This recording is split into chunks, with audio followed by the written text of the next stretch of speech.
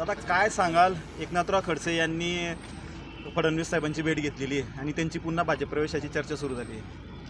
काय ही मंडळी जी आहे ना, सत्ता पिपासू वृत्तीची मंडळी आहे. सत्तेशिवाय राहू शकत नाही. भाजपमध्ये असताना महाविकास आघाडी सत्ता आली, लगेच महाविकास आघाडी गेले, लगेच भाजपमध्ये जाण्याची तयारी सुरू केली, भाजपने नाही घेतला, आता परत प्रयत्न सुरू झाले.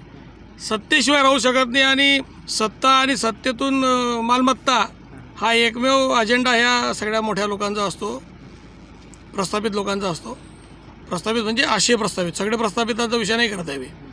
खडसेंच्या साहजिक गेला आश्चर्याचा काही धक्का वाटला नाही पाहिजे. खडसे जे आहे ते फक्त सत्तेसाठी जात आहे, कुठेतरी अनेक गोष्टी आहे, ईडी बीडी आहे, काय असेल नसेल ते सगळे आहे, त्याच्यावर ते कसं थांबेल, आपलं पुढचं दुकान कसं चालेल, ह्या सगळ्याच गोष्टींमध्ये त्यासाठी गेले असतील. मित्रपक्षाचा एक आमदार म्हणून आपली भूमिका काय असेल मात्र महायुतीची?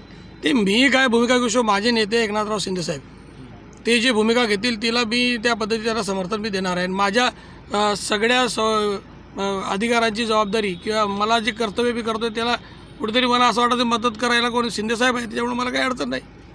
म्हणजे आपण थेट विरोध करणार नाहीत? विरोध तो कायम राहील. नाही, पक्षप्रवेश नियमाच्या बाहेर जर कोण वागत असेल आणि काही लोकांना अन्याय करण्याची भूमिका ठेवत असेल, कारण यांचा तर आतापर्यंतचा इतिहास आहे, यांनी अन्यायच केला लोकांवर, त्याच्यामुळे त्यांच्या विरोधामध्ये कायम. भाजपमध्ये आले तर मग कसं मित्र भाजपमध्ये येऊ की कुठे जाऊ, चुकीचं काम करतील तर त्याच्या विरोधात जाईल, कोणत्याही पक्षात राहू, त्याचा काही फरक नाही पडत. एबीपी माझा, उघडा डोळे बघा नीट.